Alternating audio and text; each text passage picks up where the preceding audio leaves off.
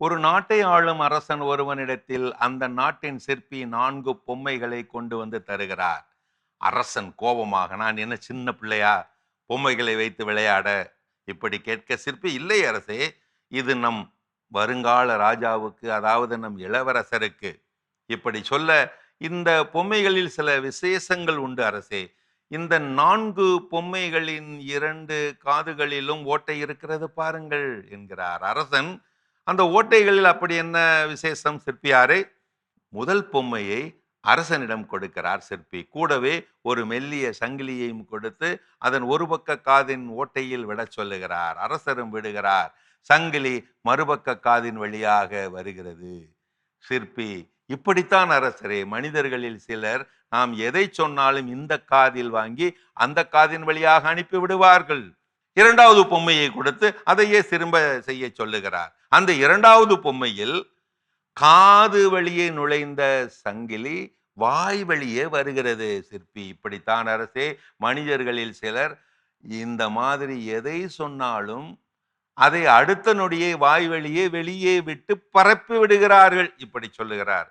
பிறகு மூன்றாவது பொம்மையை கொடுத்து மீண்டும் அதையே செய்ய சொல்ல, அதிலோ சங்கிலி வெளியே வரவே இல்லை, உள்ளேயே போய்விட்டது. சிற்பி சொல்லுகிறார், இப்படித்தான் அரசே, மனிதர்களில் சிலர் இந்த மாதிரி எதை சொன்னாலும் உள்ளேயே வைத்துக் கொள்வார்கள், வெளியே வரவே வராது. இப்போது சிற்பி, இதில் எது சிறந்த பொம்மை என்று கேட்க அரசன் சொல்லுகிறான், எதை சொன்னாலும் உள்ளேயே வைத்திருக்கும் பொம்மைதான், அத்தகைய மனிதர்கள் தான் சிறப்பு என்று சொல்ல, மறுத்தபடி தன் கையில் இருக்கும் 4வது பொம்மையை எடுத்து காட்டுகிறார். இதுவே சிறந்த பொம்மை என்கிறார். சொல்லியபடி வெளியே எடுத்து வைக்கிறார் சிற்பி. அரசரை அதேபோல் செய்ய சொல்ல, அவரும் சங்கிலியை ஒரு காதில் விட பொம்மையின் மறுபக்க காதின் வழியே வருகிறது சங்கிலி. மீண்டும் சிற்பி அதே பொம்மையில் 2ஆம் முறையும் அதே போல் செய்ய சொல்ல, இப்போது வாயின் வழியே வருகிறது சங்கிலி. விடவில்லை சிற்பி. 3ஆம் முறையும் அதே போல் செய்ய சொல்ல, இந்த முறை வெளியே வரவே இல்லை அந்த சங்கிலி. இப்படி அந்த 4ஆம் பொம்மையில் ஒரு முறை காதின் வழியாக வந்தும், மறுமுறை வாயின் வழியாக வந்தும், அடுத்த முறை சங்கிலி எதன் வழியாகவும் வராமலும் இருந்தது. விளக்கினார் சிற்பி. அரசரே, இந்த 4ஆம் பொம்மை போன்ற மனிதர்கள் தான் நம்பகரமானவர்கள். அவர்களை முழுமையாக நம்பலாம்.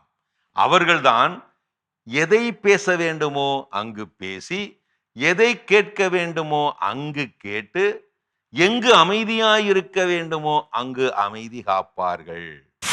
நாம் 4வது பொம்மை போல் இருப்போமாக, மற்ற 3 பொம்மைகள் போல் இருப்பவர்களையும் ஏற்றுக்கொண்டு சகித்து போவோமாக.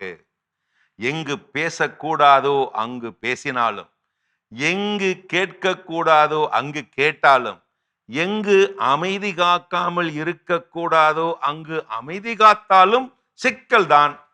கேட்டல் என்பது வெறும் செவிகளால் உள்வாங்குவது மட்டுமல்ல, அது ஒரு கலை, மரியாதையின் அடையாளம், உறவின் பாலம், கற்றலின் வாசல்.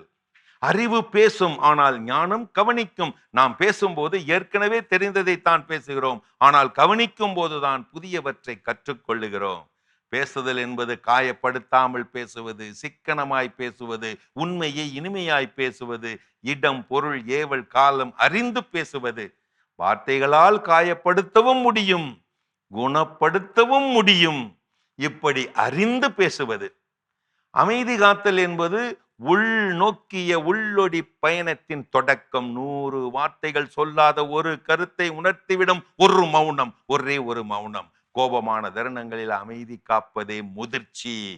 ஆம் சொந்தங்களே, அமைதி என்பது பலவீனம் அல்ல, பலம். புத்தி கூர்மையின் பிறப்பிடம் தான் அமைதி. சரி சரி, அதெல்லாம் கிடக்கட்டு, விடுங்க. 1000 அறிவாளி பொம்மைகள் அவனியில் அவதரித்தாலும், வீட்டுக்காரி திட்டும் போது எதுவும் பேசாம சும்மா கிடக்கிற பொம்மைக்கு தான் பேரறிவொளி பொம்மைகள்.